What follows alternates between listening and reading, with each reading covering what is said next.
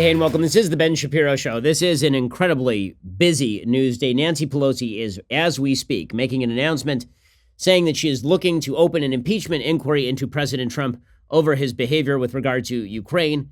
Just so we understand what we are talking about, way back in 2016, there was an allegation that Joe Biden had withheld $1 billion in loan guarantees to Ukraine in order to get Ukraine to fire a particular prosecutor who was widely thought to be corrupt by the European Union, by the IMF, but also who happened to be overseeing an investigation into Burisma, a Ukrainian company that had Hunter Biden, Joe's son, on the board of directors.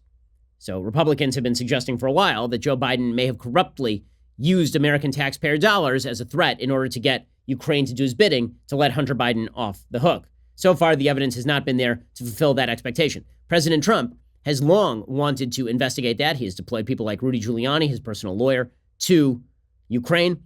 Well, over the last 72 hours, 5 days, there have been a series of reports suggesting that President Trump, the allegation is, may have pressured Ukraine to investigate the Joe Biden-Hunter Biden relationship with Burisma and with the Ukrainian prosecution and all of the rest of this. And more tellingly, the allegation is that Trump was withholding military aid in order to pressure the Ukrainians to do that. Now, that is a fairly major distinction. We have to set what the standard is. Bad behavior, all of it, right? It is bad behavior for the president of the United States to get on the phone with a foreign power and say, hey, can you see free to investigating this domestic American citizen, right? That is a bad idea. And there have been allegations, by the way, that the Obama administration sort of did this about Paul Manafort circa 2016. And so that is bad behavior. It is ugly. It is bad. It is wrong. The president of the United States should not be urging foreign governments to investigate American citizens. Now, with that said, is that criminal? No. What would be criminal, what would be impeachable, is if President Trump overtly was saying to the Ukrainians, I will withhold these American taxpayer dollars that will help keep you safe from Russian aggression unless you investigate my domestic political opponent, right? That now looks like a quid pro quo. That looks like bribery. So all of this began because there was an intelligence community whistleblower who issued a whistleblower complaint to the Inspector General of the intelligence community. And the whistleblower's complaint was deemed urgent by the Inspector General, a Trump appointee, of the intelligence community. At that point, the acting director of national intelligence stepped in and said, no, this isn't urgent under the law. We're not turning it over. But Congress had been notified that the whistleblower complaint was there. Well, once Congress was notified, then the aid to Ukraine went through. Now, is that because the timelines just coincided or because the Trump administration figured, whoa, they're going to figure out what's going on and we need to release the aid? We don't know. There are a lot of unanswered questions as of right now. Now, Nancy Pelosi is not suggesting at this point yet that Trump has committed an impeachable offense. She is suggesting there has to be an inquiry. Today, according to the Wall Street Journal, Pelosi said she would be directing an impeachment inquiry into President Trump following reports that the president withheld aid to Ukraine while he was pressing the country to investigate Democratic presidential candidate Joe Biden and his son, according to two people familiar with the matter. The move is a culmination of what has been a nearly year-long debate among Democrats about how hard to push for Trump's removal, particularly since they took control of the House this year. Earlier, Democrats' focus was on the Trump-Russia stuff, which of course ended up being a giant nothing burger. Pelosi has been reluctant to move forward toward impeachment, saying she would prefer to defeat Trump at the ballot box in 2020. She spent the weekend and Monday making calls to on-the-fence Democrats and her allies, taking the temperature. Democrats are also planning to vote tomorrow on a resolution condemning Trump for withholding a whistleblower complaint concerning Trump, part of which involves a July phone call between the president and his counterpart in Ukraine. Trump asked his acting chief of staff to place a hold personally on $391 million in aid to Ukraine more than a week before a July phone call in which the president urged his Ukrainian counterpart to investigate Biden's son, according to a person familiar with the matter. So that Wall Street Journal report is the most damaging, right? That he was connecting the aid explicitly to the Ukrainian investigation of Biden, but that has not yet been substantiated. And Trump has said that he's going to release the transcript of the call, and that should be out tomorrow. And at that point, we should know a little bit more about what went on. Now, the Democrats and the Senate have basically suggested, like the entire Senate, has said we need the entire whistleblower report. Why? Because the whistleblower report apparently contains more material than just the call. It also contains allegations about activities that did not take place on the call. Trump said he approved the Wednesday release of an unredacted transcript of that July call with Ukrainian President Vladimir Zelensky, but Democrats are also seeking details of the full whistleblower complaint. Pelosi said if the administration is blocking the whistleblower report from coming to Congress, that's a violation of the law. So Democrats are looking to basically do the Watergate routine, that the cover-up is worse than the crime. I don't think that's likely the result. I think likely result is that this complaint ends up being revealed to the Senate. Jamie Raskin, Democrat of Maryland, who supports the impeachment inquiry, says the dam has broken because this is a form of betrayal of his presidential oath and national security taking place in real time. Trump called all of this a continuation of the witch hunt. He said, they say that it's a positive form of impeachment. Joe Biden said Tuesday Congress would have no choice to impeach Trump if he resisted the investigation. Now, notice that Biden is saying that about the investigation. He's not saying that about the underlying conduct. Why? Because so far, all we know about the underlying conduct is nearly identical to the underlying conduct that Biden was being charged with regard to Hunter. Remember, Biden was being charged publicly with not criminal, publicly by his opponents. He was being accused of withholding American aid to Ukraine in order to benefit his son. Biden is now accusing Trump of withholding American aid to Ukraine in order to damage Biden. And so sort of mirror images. But there's no evidence as of yet for either one of those propositions being completely true. We do not know the answer. So Biden and the Democrats are trying to push the idea that Trump is engaged in a cover-up. And then they'll say that's the crime. Because the fact is that in the absence of the quid pro quo, it's going to be very difficult to push an impeachment inquiry all the way through the Senate. Biden said, using this full constitutional authority, Congress, in my view, should demand the information it has a legal right to receive. If the president does not comply with such a request to Congress, it continues to obstruct Congress and flout the law, Donald Trump will leave Congress, in my view, no choice but to initiate impeachment. So that would be a tragedy, but a tragedy of his own making. On Capitol Hill, there were a couple of different groups that backed an impeachment investigation. Democratic lawmakers in competitive districts Trump won in 2016. 7 of them wrote a letter to the Washington Post. And of course, a lot of the prominent Democrats who had been sort of silent up until now jumped in. John Lewis, the representative from Georgia, Democratic representative from Georgia, he jumped in and he openly called for Trump's impeachment. The future of our democracy is at stake. There comes a time when you have to be moved by the spirit of history to take action to protect and preserve the integrity of our nation. I truly believe, the time to begin impeachment proceedings against this president has come. Okay, so Nancy Pelosi has just announced that Congress is launching its formal impeachment inquiry. She announced that just moments ago. She said the president must be held accountable. The impeachment inquiry does open a particular box with regard to the sorts of resources that are available here. The House Judiciary Committee, according to the Wall Street Journal, will take the lead on the inquiry, said a person familiar with the matter. The panel is already investigating the president over allegations springing from the Mueller report. The latest number of backers bring the number of Democratic lawmakers supporting an impeachment investigation to more than 150. The impeachment inquiry will be opened, and it will move forward apace. We will find out, by the way, in very short order what's there. It's not like this is going to be a long investigation. There's not a lot to find out. What Trump said on the call, what Trump's activities were surrounding the aid to Ukraine. Did he ever mention to anybody connecting the aid to Ukraine to Biden? If not, no quid pro quo. If yes, he's got a lot of trouble on his hands. David French has a piece over at National Review talking about all of this.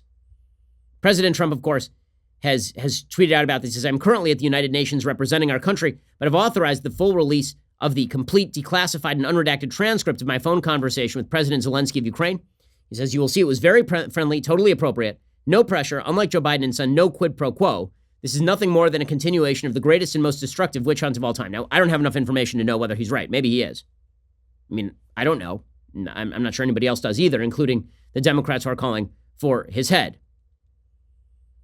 Well, David French suggests that Trump's tweets imply he's going to circle his wagons around the lack of an express proposed deal in the call. Obviously, the presence of an express deal would represent the peak version of the scandal. To explicitly place an ally under military duress for the sake of coercing an investigation of a domestic political rival would be one of the most brazen abuses of presidential power in American history. But what if the transcript reveals multiple requests for Ukraine to investigate Hunter Biden, even without an express quid pro quo? What if he actually did request that Ukraine work with Giuliani, Trump's personal attorney? David French says Trump has no real defense to the conduct. Well, that's not the same thing as impeachable, meaning the conduct can be bad. The conduct can be ugly. The conduct can be improper, but it is not bribery. It is not bribery. And so we'll have to see what exactly is inside the allegations, right? President Clinton being dishonest did not amount to perjury. President Clinton falsely testifying under oath, that amounted to perjury. There has to be an actual crime for an actual prosecution. Now, Republicans are basically taking the position thus far of let's let all of this play out. Okay, Senate Republicans are reacting by calling for more information. Senate Majority Leader McConnell has already announced on the Senate floor yesterday that Senate Intelligence Committee Chairman Richard Burr will bring the Trump-appointed Intelligence Community's Inspector General before his panel to investigate the matter. McConnell is urging bipartisan efforts in this direction, and again, there was a unanimous vote in the Senate of the United States today to call on the Trump administration to release the entire whistleblower report, not just the transcript. Senate Republican Whip John Thune, South Dakota, told reporters on Monday that Congress needs to be briefed on the whistleblower complaint. He said, I hope whatever information is available that is in possession of the Inspector General of the Director of National Intelligence, that we would get access to that. He said, if there's some transcript or something available from that conversation, hopefully we'll see it and everybody will be able to know what was said. The president has described it as very appropriate, but I think we will see what the facts say. Many of the Republicans are warning that Trump would have acted improperly if he in fact pressured Zelensky to investigate Biden. Romney suggested if the president asked or pressured Ukraine's president to investigate his political rival, either directly or through his personal attorney, it would be troubling in the extreme, critical for the facts to come out. Okay, but Trump has basically admitted to that publicly already. And there's a difference, again, between highly inappropriate and wrong, which is Trump asking Zelensky to investigate Joe Biden, and criminal. Right, Adam Kinzinger, Republican member of the House Foreign Affairs Committee, he said it's absolutely highly inappropriate what President Trump did. I don't care about the Biden arguments. That's important. We need to get to the bottom of it.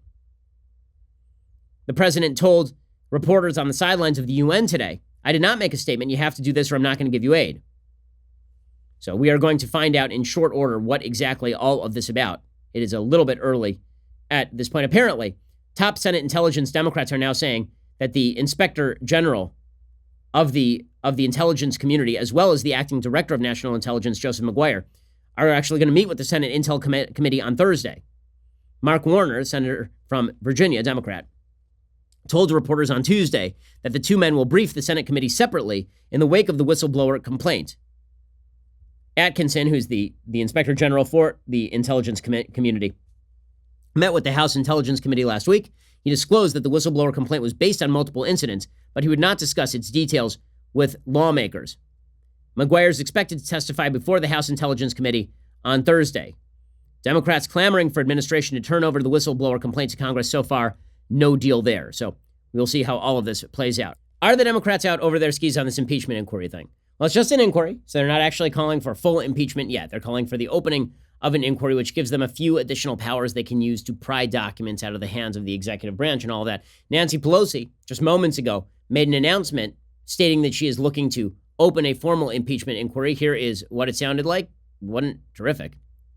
The actions of the Trump presidency revealed the dishonorable fact of the president's betrayal of his oath of office, betrayal of our national security, and betrayal of the integrity of our elections. Therefore, today, I'm announcing the House of Representatives moving forward with an official impeachment inquiry. I'm directing our 6 committees to proceed with their investigations under that umbrella of impeachment inquiry. The president must be held accountable. No one is above the law. Okay, so she is basing that on Trump not turning over the whistleblower complaint, right? She is not actually basing that on the underlying complaint itself because she hasn't seen that yet. So she's saying Trump obstructing the movement of the whistleblower complaint over to Congress is the basis for the impeachment inquiry. So presumably at some point we will see the whistleblower complaint and we'll know what exactly is in there. This could turn out, by the way, to be, again, Trump just acting badly, like the second half of the Mueller report, without Trump committing a criminally impeachable offense. The entire second half of the Mueller report was Trump going to everybody he could find and being like, it'd be great if you got rid of Mueller. And everybody going, no. And him going, okay. And that was it. And that was the whole thing. And that was not impeachable. It was not criminal. It was not prosecutable. Any of that. This could be very similar. This could be Trump mouthing off to Zelensky. And there's no actual quid pro quo. It's just literally him mouthing off to Zelensky because Trump mouths off a lot. We're not going to know that absent the investigation. Pelosi is obviously getting hot and bothered about this. She really believes that the other shoe is going to drop here and that there will indeed be a quid pro quo. But we were told for 2.5 years there would be some sort of quid pro quo between Putin and Trump. It never happened. Here's Nancy Pelosi talking about this today. On Thursday, the Inspector General testified before the House Intelligence Committee stating that the acting Director of National Intelligence blocked him from disclosing the whistleblower complaint. This is a violation of law. The law is unequivocal. The DNI staff, it says the DNI, Director of National Intelligence, shall provide Congress the full whistleblower complaint. Okay, so what exactly happens in an impeachment inquiry? Well, Lawfare blog had a piece back in May about all of this. They ask whether, for purposes of carrying out further investigation, the House's hand would be strengthened significantly if it initiated impeachment proceedings. A May 15th letter from the White House counsel Pat Cipollone to Jerry Nadler, chairman of the House Committee on the Judiciary, brought that question into stark relief. Basically, the White House said they wouldn't provide any documents or information requested by the Judiciary Committee back in May as part of an investigation announced into alleged obstruction of justice, et cetera, et cetera, et cetera. Several experts argue the House might have a stronger legal position in disputes with the executive branch over information and witness appearances if it were undertaking impeachment proceedings, not just investigations. So Michael Conway, who served as counsel on the House Judiciary Committee during the Watergate investigation, has advanced that argument. He points to a staff memo written in April 1974, arguing that the Supreme Court has contrasted the broad scope of the inquiry power of the House in impeachment proceedings with its more confined scope in legislative investigations. From the beginning of the federal government, presidents have stated that in impeachment inquiry, the executive branch could be required to produce papers that it might withhold in a legislative investigation. Then there are others who say that nothing really changes too much in an impeachment inquiry. Nonetheless, it is pretty significant just on a political level that the word impeachment has now escaped Nancy Pelosi's lips. And Trump believes, presumably, that the entire impeachment inquiry is going to benefit him. That as Democrats push for impeachment, it will backfire on them. It'll look like an overreach. That after they've railed about impeachment over Trump-Russia for 2 years, and that turned out to be nothing, that this will be something very similar. And Trump appears to be fairly sanguine about all of this. But we'll have to see. Again, this comes down to we don't have enough information. And so what we're seeing in real time is the Democrats already backtracking their position. So it started off as, if there's a quid pro quo, right? Adam Schiff said this 2 days ago. He said, if there's a quid pro quo, that's impeachable. Within 24 hours, the Democrats are now walking that back to, well, maybe we don't actually need a quid pro quo. Maybe we don't actually need any proof of a quid pro quo. Nancy Pelosi had more words about this today. Shortly thereafter, press reports began to break of a phone call by the President of the United States calling upon a foreign power to intervene in his election. This is a breach of his constitutional responsibilities. Okay, so she is already saying the phone call itself is a violation of his constitutional responsibilities. In other words, no quid pro quo. Him just asking the Ukrainians for a thing that benefits him politically, that is in and of itself a violation of the constitutional order. And that, of course, if that were true, would raise some pretty serious questions about Barack Obama being caught on a hot mic in 2012 talking with Dmitry Medvedev and pledging flexibility to the Russians in exchange for the Russians treating him better in the run-up to the election. Kind of hard to distinguish the two, actually. If the only complaint is the president cannot use his position in power in order to push his own political prospects by trying to get something out of another government, that is too broad a category. It needs to be a lot more specific. So breaking news, Nancy Pelosi, the Speaker of the House, has announced that she and the House are opening a formal impeachment inquiry. Now, that doesn't mean that Trump is impeached. Obviously, the process of impeachment begins with an inquiry, but it does not end there. There has to be a majority vote in the House to impeach. Well, Democrats have a majority, so presumably if any sort of quid pro quo is found, he will be impeached there.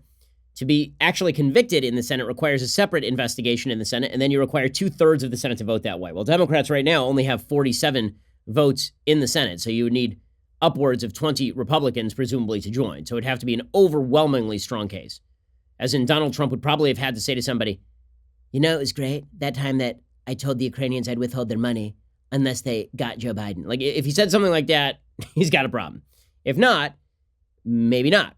Bad activity is not the same as impeachable activity. Well, Nancy Pelosi made a statement in the announcement today. She made a few statements. First, she suggested the Trump administration had violated national security protocols. Here is the Speaker of the House in announcing the opening of this impeachment inquiry.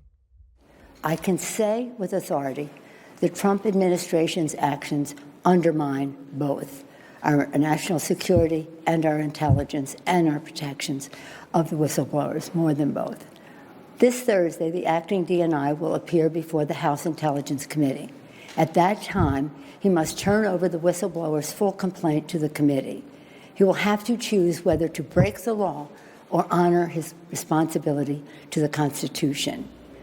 Okay, so if the whistleblower complaint is not turned over, then impeachment will be on the table. Well, the likelihood, of course, is that the whistleblower complaint will be turned over. In fact, the Democrats are already threatening the thing will be leaked, which is a great way to know that the whistleblower may, in fact, be exactly who Trump has accused him of being. Trump has said the whistleblower is a partisan who's deliberately misinterpreting my words in order to achieve a political end. And so far, we've seen no evidence of that. But if it turns out that the whistleblower is threatening to leak in violation of the law, even as Congress moves, as it should move, to unlock the door here, well, that'd be a pretty good indicator that partisan concerns are obviously predominating. Pelosi also suggested that the president has already taken actions that have seriously violated the constitutional order. The actions taken to date by the president have seriously violated the Constitution, especially when the president says, Article 2 says I can do whatever I want. For the past several months, we have been investigating in our committees and litigating in the courts, so the House can gather all the relevant facts and consider whether to exercise its full Article 1 powers, including a constitutional power of the utmost gravity, approval of articles of impeachment. Okay, so she's not actually making a case for how Trump violated the Constitution yet, right? How he committed a crime yet. Now, again, the original accusation is that Trump withheld Ukrainian aid in order to get them to investigate Joe and Hunter Biden. Whether that is true or not, it is that connection that matters. If it was just Trump saying, it'd be great if you investigated, that's just Trump mouthing off. If it was Trump saying Ukrainian aid, it should not go to corrupt countries, right? Then that's just Trump being Trump.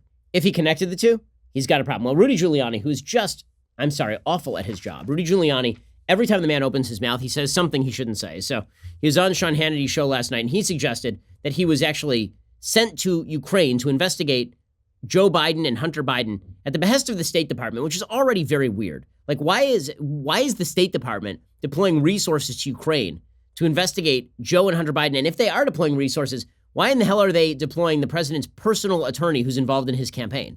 I don't know what Giuliani and Sean Hannity think that they are doing for the president here, but it ain't working. Did our State Department ask you to go on a mission for them? They did. I was called you were by a good the State citizen, and you went. The State Department called me and said, would I take a call from Mr. Yermak, who's number 2 or 3 to the president-elect, now the president. I was put together with Mr. Yermak. I talked to him. He gave me enormously important facts. I conveyed them all to the State Department. Unlike the media lies, fake news, I wasn't operating on my own. I was operating at the request of the State Department. Okay, so again, I don't know why the State Department would drag Rudy Giuliani into the middle of this. It makes it look as though American taxpayer dollars are being spent on personal political vendettas. So presumably we'll have to have questions answered about all of that. Now, is it likely that the Democrats are able to uncover a full-scale quid pro quo here? Probably not. And that's why you're seeing Democrats already starting to back off of the initial allegation. So just a couple of days ago, Adam Schiff had suggested that impeachment would be on the table if it could be shown that a quid pro quo took place. Now the Democrats are starting to back off of all of this. Now the Democrats are basically starting to suggest that all we have to do is demonstrate what Trump has already stated openly. And John Lewis today called for not just articles of impeachment, but impeachment itself. The future of our democracy is at stake. There come a time when you have to be moved by the spirit of history to take action to protect and preserve the integrity of our nation. I truly believe, the time to begin impeachment proceedings against this president has come. Okay, so he's already calling for impeachment. Meanwhile, Joe Biden out on the campaign trail. And of course, all of this was initiated because President Trump believes that Joe Biden engaged in pressuring Ukraine to do something to benefit his son. Joe Biden was out on the campaign trail, and he also was suggesting that impeachment proceedings would have to be launched. He suggested that Congress would have no choice but to launch impeachment proceedings, but over the whistleblower complaint. So notice the grounds. The grounds actually matter here. And so you've had a couple of different grounds mentioned by Democrats. And the question is, which ground will be the ground for impeachment? One is the quid pro quo ground. That one, again, if you prove that Trump was using American taxpayer dollars to leverage the government of Ukraine into investigating his political opponent, that seems like an impeachable crime to me. Then there is the Trump even talked with the Ukrainians and asked them to initiate an investigation, but did not threaten anything and offered no quid pro quo. Bad, but not impeachable. And then there is the Trump won't turn over the whistleblower complaint. Now, this is the safest ground Democrats have because they can basically claim that Trump is stymieing them, stonewalling, not fulfilling constitutional obligations. Notice that this is the excuse that Joe Biden is using to call for an impeachment inquiry, is that the whistleblower complaint is not actually being turned over. Using its full constitutional authority, Congress, in my view, should demand the information it has a legal right to receive. If the president does not comply with such a request from the Congress, if he continues to obstruct Congress and flout the law, Donald Trump will leave Congress, in my view, no choice but to initiate impeachment. That would be a tragedy, but a tragedy of his own making. Okay, so Donald Trump has now tweeted out in response, Pelosi, Nadler, Schiff, and of course Maxine Waters. Can you believe this? They never even saw the transcript of the call. A total witch hunt. Presidential harassment. And so he's going to stick to the playbook on Trump-Russia. And why not? That playbook worked, and it turned out Democrats came up with nothing. They thought they had a whale in the water, and when they pulled up the line, all it ended up being was a bag of manure. And they had nothing. So maybe this ends up being nothing. We're going to find out soon enough. Meanwhile, 7 of the freshman Democrats who are in swing districts, who are in districts that Trump won, they're calling for impeachment. So they obviously feel that the worm has turned and that perhaps this will be the moment that Trump goes. These 7 Democrats say that they are calling for the opening of an investigation, and the grounds that they are using are just the grounds that have already been made public. Trump talking to Ukraine about investigating Biden. They say the president of the United States may have used his position to pressure a foreign country into investigating a political opponent, and he sought to use U.S. taxpayer dollars as leverage to do it. Well, again, that last accusation is the one that has not been fulfilled. Right? Was Trump holding Ukraine hostage to do this, or did he just suggest it would be great if you could investigate Joe Biden? They say if these allegations are true, we believe these actions represent an impeachable offense. Okay, so that one falls under the will impeach if there's a quid pro quo. Pelosi has been pretty squirrely about what exactly she thinks is impeachable. Meanwhile, the Washington Post editorial board is trying to push into the most broad definition of impeachability. Okay, so the Washington Post editorial board is taking the broadest possible view because they are delusional. Their view is that the information Trump has already revealed is impeachable. So they say, in the matter of President Trump pressuring the leader of Ukraine to manufacture dirt on a domestic political opponent of Mr. Trump, Congress is right to press for more information. But this time, in its quest for documents and testimony, it should not minimize what is already known. And they point out the Mueller report and they say, well, the stuff that the Mueller report investigated may have come to nothing, but the original allegations were bad enough. They say now we are presented with another case of Mr. Trump soliciting foreign interference in the U.S. electoral process, perhaps more egregious in the sense that he was acting as president and not just as a candidate. Now, as John Solomon has pointed out, the Obama administration in early 2016 had the Ukrainian administration over to the White House. He says the meeting, promised as training, turned out to be more of a pretext for the Obama administration to pressure Ukraine's prosecutors to drop an investigation into the Burisma Holdings gas company that employed Hunter Biden and to look for new evidence in a then-dormant criminal case against eventual Trump campaign chairman Paul Manafort, a GOP lobbyist. According to Andriy Telizenko, former political officer in the Ukrainian embassy, U.S. officials kept talking about how important it was that all of our anti-corruption efforts be united. In other words, kind of exactly the same activity that Trump is accused of engaging in right here, sans the quid pro quo. But according to the Washington Post, they say there's enough. We already know enough. We already know enough. Impeachment should happen. They say we know, by Trump's own admission, that he hectored the newly elected president of Ukraine to interfere in his own law enforcement apparatus in order to produce compromising material on former Vice President Joe Biden, her son. We know from earlier investigations there is no basis, in fact, for such an investigation. We know thanks to Post reporting on Monday. Well, first of all, I don't know how you know from earlier investigations there's no basis, in fact, for such an investigation. You can say there doesn't appear to be a basis, in fact. How do you know there is no such basis, really? They say, we know, thanks to Post reporting on Monday, that just before this phone call, Trump suspended $400 million in U.S. military aid to Ukraine, aid that Congress had specifically appropriated, that the Pentagon recertified after a White House inquiry as necessary and consistent with U.S. foreign policy goals. We know that the aid remained suspended and that Trump continued to refuse Ukrainian requests for a presidential summit until the apparent extortion attempt began to draw attention by way of our September 5th editorial and a subsequent launching of a House inquiry. In recent days, we have learned that a U.S. intelligence official was so alarmed by Trump's dealings with a leader or leaders in this matter that the official lodged a complaint. We know the Inspector General of the intelligence community found the complaint to be urgent, and we know the administration is blocking this transmittal. Congress is therefore right to demand that the whistleblower complaint be shared. It is right to demand more information. But Congress should not forget what it already knows. In other words, the Washington Post is saying, we know enough already. It's time to impeach the president. Good freaking luck. Now, Meghan McCain was on The View today, and she said to the Democrats on The View, listen, you guys keep complaining about this over and over and over. Do it. Do it. Like, prove it and do it. We keep hearing about Trump being super corrupt and the American people being supportive of impeachment. Put your money where your mouth is. Enough of this. If you've got the proof, prove it. Otherwise, why don't you build the case? And why don't we all look at the information together? And why don't we try to deal with this like rational human beings? The Washington Post wants to set a standard that basically says if Trump said anything untoward, he should be impeached. That's not strong enough. And as far as the claim that Trump should be impeached for covering up the quote-unquote whistleblower complaint, it ain't going to fly either because, in all likelihood, Trump and the administration turn over the whistleblower complaint. So that really leaves only one rationale possible for an impeachment, and that would be an actual quid pro quo. So obviously the big news of the day, Nancy Pelosi announcing the launch of an impeachment inquiry into President Trump over this whole Ukraine story. President Trump, of course, has responded by basically saying, go ahead and impeach me. Like, good luck. So right now, there are some poll numbers about whether impeachment would be popular against the president.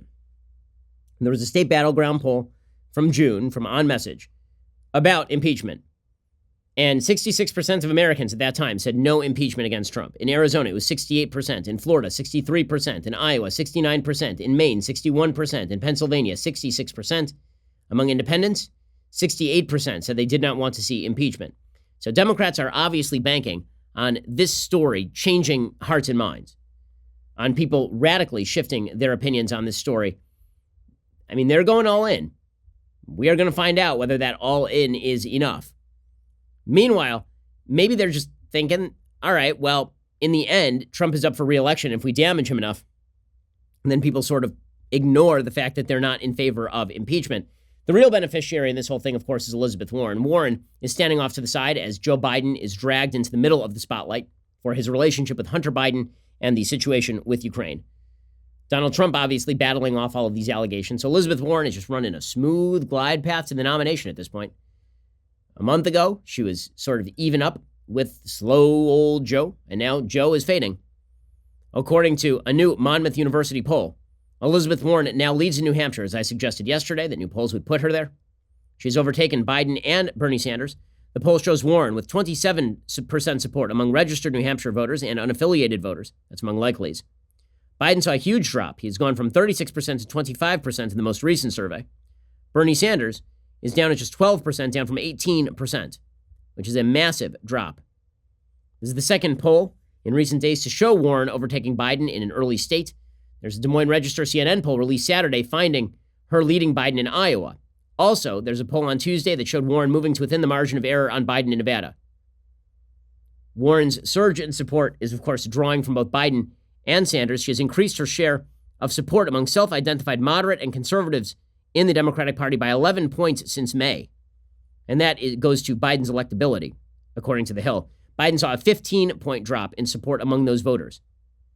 And her support among self-described liberals is jumping. So she is winning a broader-based increase in the voting popularity, in the voting contest. So Elizabeth Warren, obviously in strong position going forward. Biden is in trouble. Right? Biden can't lead the case on impeachment because, again, the entire case on impeachment revolves around Trump's behavior with regard to Biden. And Trump is going to redirect every question about himself into a question about Joe Biden. Also, Joe just he doesn't look like he wants to be there. He was asked yesterday to make the case for his presidency, and he came up with nothing. Well, in Iowa, the unemployment rate is 2.5%. People say they are employed in Iowa and their small businesses are growing. Iowa picked Trump by... They were employed before he got elected. The president won by 10 percentage points in Iowa. I'm not suggesting he didn't win by 10 percentage points. What I'm suggesting is he's not the reason for the unemployment rate being down. But why should people want to make a change, though? Well, that's up to them to decide. Why should they? It's for them to decide. Well, make your case. I'm not going to. I'm not going to make my case. Well, that is not going to serve him well. Meanwhile, there is a scandal for Elizabeth Warren, and it's getting no coverage right now. Okay, it's gotten a little bit of coverage on Twitter, but that would be about it. A couple of different reporters on top of this. Apparently, Elizabeth Warren's daughter is a person named Amelia Warren Tyagi. She co-wrote The Two-Income Trap with her. Tyagi is chairwoman of Demos, which is a liberal think tank. Per Demos' 2018 tax filing, they gave about $45,000 to the Working Families Party. Why does that matter? Well, it was the first year that Demos had given anything to the Working Families Party. In 2016, the Working Families Party endorsed Bernie Sanders. In 2020, they endorsed, wait for it, Elizabeth Warren. And they did so without revealing how exactly they decided on endorsing Elizabeth Warren. Dave Weigel of the Washington Post says the Working Families Party endorsement of Warren is, not surprisingly, irritating some Sanders supporters. Warren's 61% win combined two totals: a vote by the Working Families Party leaders and an online member vote. Each of those counted for 50%, but the WFP won't release the separate tallies. And in 2015, they did release the results of the online membership survey, 87% for Sanders. So somehow, Warren walks away with the Working Family Party's endorsement, despite the fact that the population in that subgroup probably doesn't like Elizabeth Warren more than they like Bernie Sanders. So that is a problem for her. That continues to be a problem for, maybe that will be a problem for her, maybe not. I mean, the fact is that Bernie Sanders is desperately running away from popularity. Yesterday, Bernie Sanders, who's just a fading vestige of himself, he fully agreed with somebody at one of his rallies who said that people are brainwashed into supporting capitalism. I mean, this dude is done. He's toast.